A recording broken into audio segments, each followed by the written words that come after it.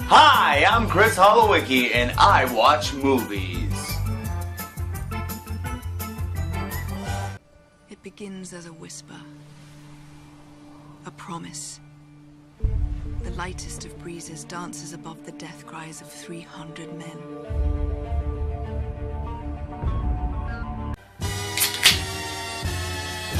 "300 Rise of an Empire" is a new movie produced by Rob Schneider,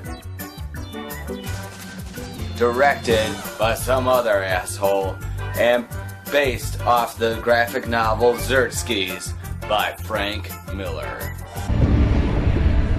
A wind of freedom. A wind of justice. A wind of vengeance. Now, for about 30 years, Frank Miller has had his influence on the film industry, for better or worse. And a lot of his storylines from his comic books have been used in the major motion pictures of movies like Daredevil, the new Wolverine movie, The Dark Knight Rises, and, other stuff like that. I mean, the guy wrote RoboCop 2 and 3, and he, directed The Spirit, too. So, that aside, he's well respected in the film community. I mean, both Robert Rodriguez and Rob Schneider both translate his books in 300 and Sin City, like basically shot for shot, word for word, directly from the comic book. 20th Century Fox and Sony could learn a lesson from this. Without Spider-Man. What the fuck?! Looking like a pretty good year for Frank Miller. 302 is doing pretty solid in the theaters, and Sin City 2 is finally coming out this August. I don't know why it took Robert Rodriguez 10 years to release a sequel to a movie that he shoots in his garage, but whatever. I'm just happy that it's coming out. So yeah, Frank Miller. Balling out.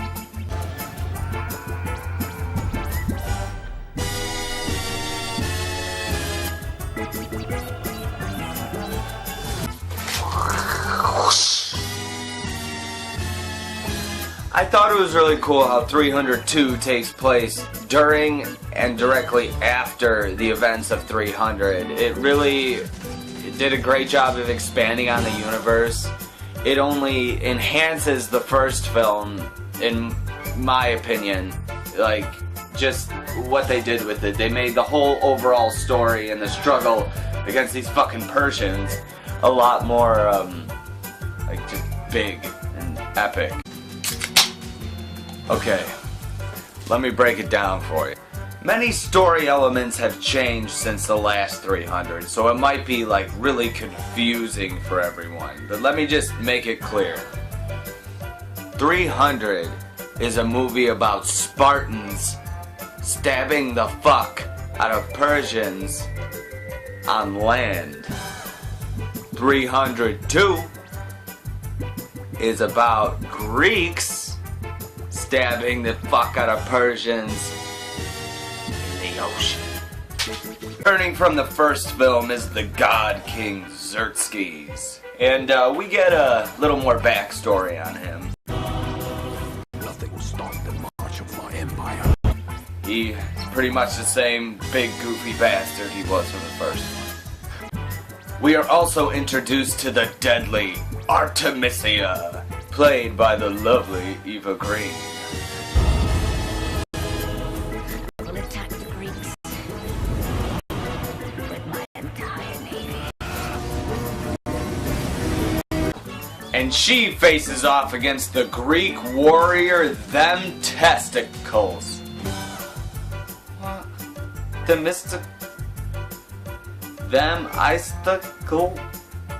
Them Isticle?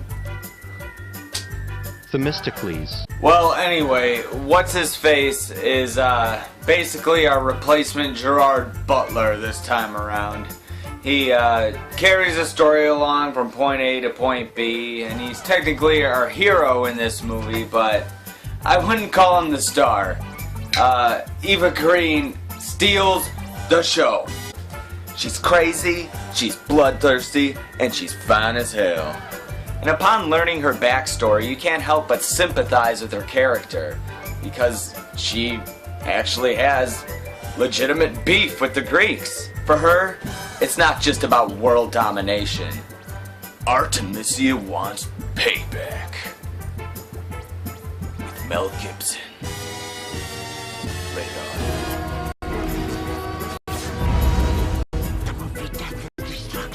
Jack O'Connell showed up in this movie.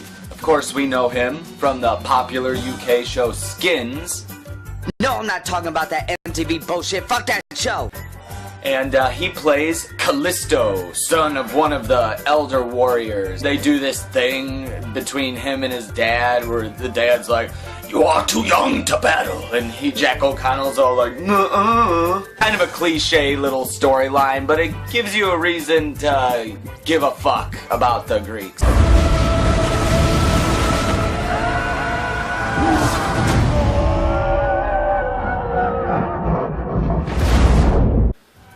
The action and special effects are on par with the original. Didn't look like they cheaped out or cut any corners. And the new director does a pretty solid job of copying Zack Snyder. I know the only other movie he did was Smart People, and not very many people were stabbed to death in that one, from what I remember. I gotta admit, a few minutes into the movie I got a little worried. I saw it in 2D instead of 3D, and the opening battle sequence at first was nothing but CG blood flying at your face. And I was just all like, Is this going to be forever? right after that the violence levels out and it ends up being a pretty well-rounded flick. Would I recommend 302? Fuck nah. I mean, yes. If you're a fan of 300, a fan of Frank Miller, Zack Snyder, or just action movies in general, I have a feeling you like this one. And in many ways, I found it superior to the original.